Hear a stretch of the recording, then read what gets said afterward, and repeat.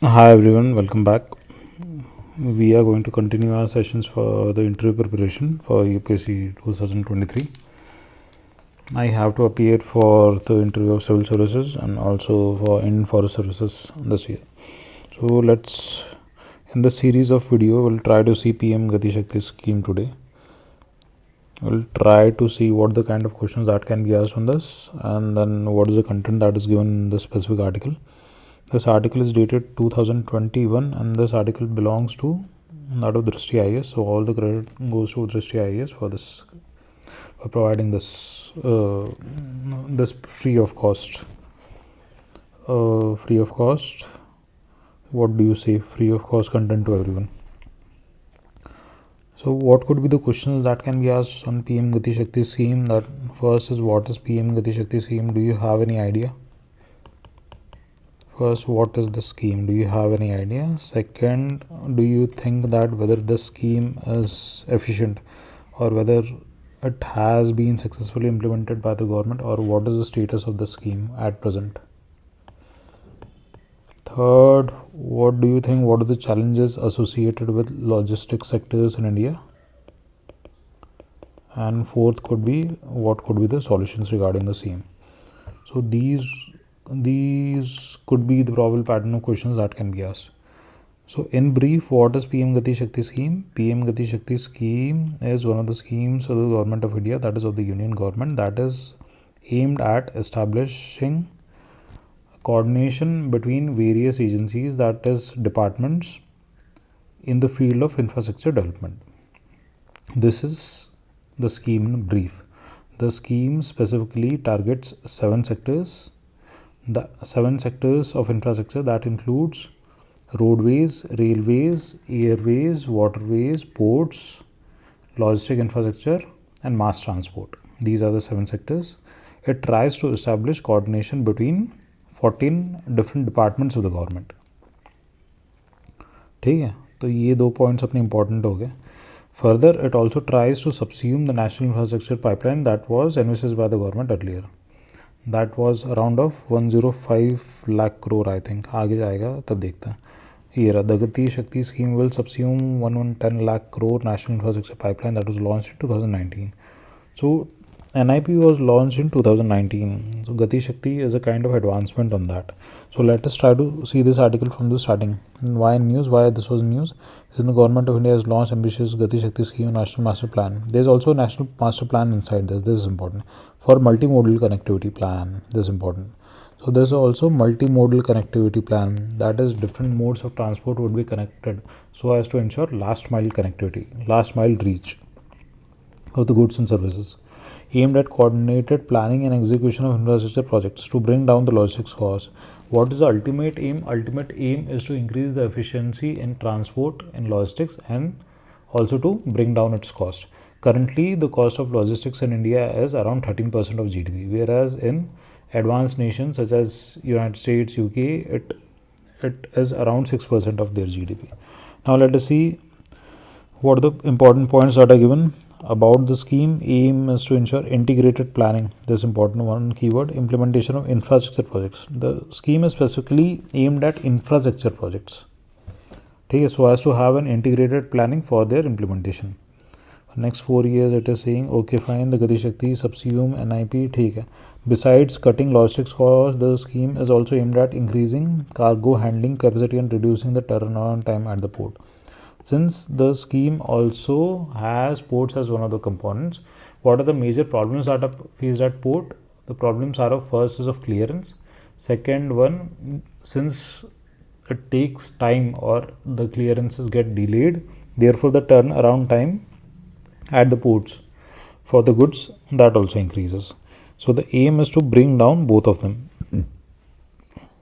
See here why coordination is necessary. So through a practical example, this can be understood. For example, a road has to be made or renewed on a particular stretch of land. Now what happens now, due to lack of coordination, once the road is laid down, after that it happens in certain cases that the administration realizes that the drainage had to be made below that, or the wirings or telephone connections had to be made. So that road is dug up again, and then those connections are put, and then after that the road is made. But if there would have been coordination between these different departments, that is telecom department, then water department, then transport department, then this problem would not have arisen. So this is one of the most fundamental aspect of this scheme, that is establishing coordination between different ministries. And this scheme also tries to bring at parity different institutions such as central government, state government, and then private agencies. Since capital infrastructure in India, for its success, it has to be mainly capital intensive, and that capital has to come from the private sector, since the fiscal capacity of the government is limited. In this year's budget, we have seen that the capital expenditure of the government is around 10% of the GDP. That is around 3 lakh crores. That has been, I think it is 3 lakh crores only. I'll have to see, I'll keep a star on that. I'll see the fact again whether it is 3 lakh crore or 10 lakh crore. But I think that it is 3 lakh crore. आगे कर लेंगे उसको verify. आगे क्या है, industrial corridor बनाने की बात हुई है, ठीक है, ये इतना चल जाएगा. It helps in fulfilling ambitious targets of government including lengthy national highway वगैरह बनाना, ठीक है. ये फैक्ट्स उतने ज़रूरी नहीं है क्योंकि हम मेनली इंटरव्यू की बात कर रहे हैं ना. Integrated approach, this is important, that is 16 infrastructure related ministries, they will be brought together, ठीक है. तो कोऑर्डिनेशन का इशू ना वो सॉल्व हो जाएगा. Gati Shakti digital platform, it involves common umbrella platform, ये पढ़ रहा हूँ. Gati Shakti digital platform, common umbrella platform through which infrastructure projects can be plan implemented in an efficient manner in a way coordination, ठीक है. So there would be a digital platform where we can establish coordination between different ministries. The decisions would be made through data-driven approach. ठीक है, तो this will involve optimized decision making. This will reduce the time of the project. This will also reduce the cost of the project, and this will also bring clarity for different stakeholders that are involved. For example, the private agencies. One of the most important things for the private agencies is the political stability and a kind of assurance that whatever projects that they are building, they can complete it in the given time frame and with the financial resources that they have. And they should also be able to get whatever clearances that they want. For example, land acquisition, environmental clearances, all these things. ठीक है. अब expected outcome में क्या बोल रहा है ये, the scheme will help in mapping the existing and propose connectivity projects. Mapping की बात कर रहा है, existing projects would be mapped, so this is also an important keyword. आगे it will establish last mile connectivity, since we are talking about multi modal connectivity. It will also boost make in India, since make in India क्योंकि अब जितने भी इसमें other parts वगैरह use होंगे, फिर उसमें डोमेस्टिक प्रोक्योरमेंट का कुछ क्लॉज वगैरह लगेगा, तो इंडिया में इंडस्ट्री सेटअप होगी, एम्प्लॉयमेंट जनरेट होगा, ये सब. It will help India become the business capital of the world. See, employment generation हो गया, एंसिलरी इंडस्ट्रीज़ का डेवलपमेंट हो गया, ये क्या हो जाता है, ये तो एक तरीके से क्या कहेंगे उसे, these are by products, these are not the main purpose. जैसे एम्प्लॉयमेंट तो हर जगह आ जाएगा, एम्प्लॉयमेंट आ जाएगा, स्किल डेवलपमेंट हो जाएगा. तो फॉर एग्जांपल ऑटोमोबाइल का कहीं प्लांट बनता है, टाटा नैनो का प्लांट बना अपने सानंद में, तो जब प्लांट सानंद में बनेगा तो कार की जितनी भी एंसिलरी इंडस्ट्रीज़ होती है, टायर बनाने वाली सीएट वगैरह होगी, फॉर एग्जांपल एमआरएफ होगी, फिर नट बोल्ट बनाने वाली कंपनियाँ, इंजन्स को ठीक करने वाली, वेल्डिंग वगैरह वाली, वो ऑटोमेटिकली उस इकोसिस्टम में ना डेवलप हो जाती है आसपास. So that is also called network effect. Network effect क्या होता है कि नेटवर्क इफेक्ट कैसे कहेंगे इसे, हाँ कह सकते हैं, क्योंकि एक कंपनी है उसकी वजह से और भी कंपनीज आ जाएगी वहाँ पे, वॉल्वो आ गई, फिर आपका स्कूडा, वॉक्सवैगन, वो सब आ गई उस तरीके से, ठीक है. Need of integrated infrastructure development, ये हमने एग्जांपल से देखा था कि पहले रास्ता बना दिया, फिर रास्ता बनाने के बाद क्या किया उन्होंने, फिर उनको टेलीफोन लाइन बिछानी थी, ड्रेनेज बनाना था, तो रास्ता वापस खोद दिया, फिर वापस ये सब डाला. तो माइक्रो प्लानिंग मैक्रो प्लानिंग दोनों कर सकते हैं यहाँ पर. डिजिटल प्लेटफॉर्म भी होगा. लॉजिस्टिक कॉस्ट भारत में अभी 13% ऑफ जीडीपी है, बहुत ज़्यादा है, इसको कम करना है. इसको कम करेंगे तो क्या होगा, बिजनेस बढ़ेगा, इकोनॉमी की ग्रोथ होगी, ये सब होगी. The scheme is in synergy with national monetization pipeline, वो 2019 की जो पाइपलाइन थी इसको सब्स्यूम कर दिया है. अब कंसर्न्स क्या है, कंसर्न्स ये है कि भैया पैसा है ना, पैसा कहाँ से आएगा, दिस इम्पोर्टेंट, सरकार की जो फिजिकल कैपेसिटी है दैट इज़ लिमिटेड।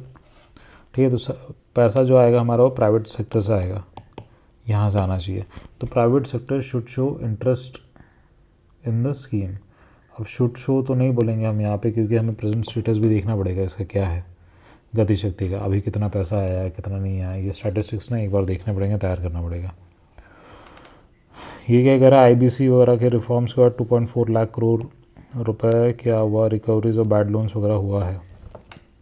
ठीक है, लैक ऑफ डिमांड, कोविड था, कोविड की वजह से उस टाइम का सिनारियो था, उसमें लैक ऑफ डिमांड था। स्ट्रक्चरल प्रॉब्लम्स क्या, लैंड एक्विजिशन वगैरह इसमें हमेशा डिले होता है, इन्वायरमेंटल क्लियरेंसेज इन सब में डिले होता है। ये कंटेक्स्ट तब का है तो चल जाएगा, वैसे कोई इशू नहीं है। इंडियन एक्सप्रेस में आया था। तो अभी के लिए at a basic level I think this much of information is also sufficient for the scheme. तो अब इसमें और क्या क्वेश्चन आ सकते हैं, ऊपर देखते हैं। What is the present status, present status of PM गति शक्ति स्कीम, ये एक बार देखना पड़ेगा अपने को। What is the challenges in logistics, challenges हमने देख लिया। चैलेंजेस में और क्या एक्स्ट्रापोलेट कर सकते हैं, जैसे lack of coordination between different agencies हो गया, ये हो गया। ठीक है, उसके अलावा जैसे मैपिंग ऑफ डिफरेंट रूट्स हो गया, डिजिटाइजेशन वगैरह हो गया, that is still a major concern. Then attracting private investments in infrastructure projects, since infrastructure projects are long gestation period projects, they involve long term commitments, है कि नहीं, ये सब हो गया। तो what could be the solution, solutions क्या हो सकते हैं, solutions इस केस में that private industries or companies have to be incentivized by the government. Now the incentives could be in the form of, first is ensuring political stability, second could be through using the models such as hybrid innovative model हो गया, या फिर engineering EPC model हो गया, engineering procurement, और क्या था EPC क्या आता है, engineering procurement and control आता है शायद, ये मॉडल हम यूज़ कर सकते हैं। मतलब इसमें क्या होता है, all the clearances and all would be taken care by the government, and government will also help the private sector in putting the upfront cost also। ठीक है, और हाइब्रिड एन्युटी में कुछ 60-40 का रेशियो होता था कि 40% पैसा सरकार डालेगी, 60% पैसा प्राइवेट एजेंसीज डालेगी।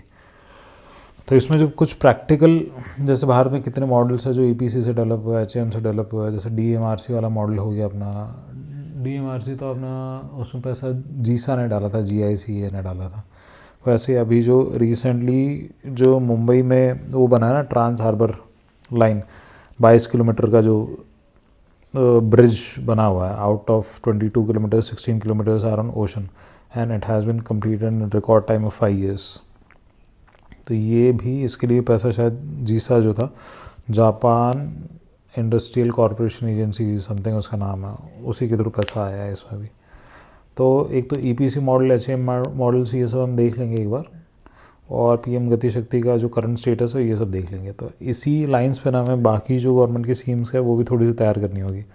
फॉर एग्जांपल डिजिटल इंडिया कर लेंगे हम। डिजिटल इंडिया के अलावा अभी रिसेंटली और क्या क्या है, जितने बिल्स वगैरह हैं, बिल्स जैसे article 370 it has been upheld by the Supreme Court, ये हमने देख लिया। सीईसी का जो बिल है, what has been the bone of contention on this bill, that now the powers of the appointment of the election commissioners and the chief election commissioner of India are now being taken by the government, in the hands of the government, since the selection committee will have majority of members from the government, and even if there is an absentee in the committee, the decision of the committee would remain valid।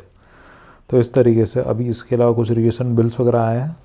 Recent bills इसके अलावा अभी फ़िलहाल तो कोई पास नहीं हुआ है, but ये ब्रॉडर लेवल के सारे क्वेश्चंस पूछे जा सकते हैं कि do you think that how democracy in India is doing as of now, do you think that democracy in India is under threat, और how do you think the economy of India is doing now.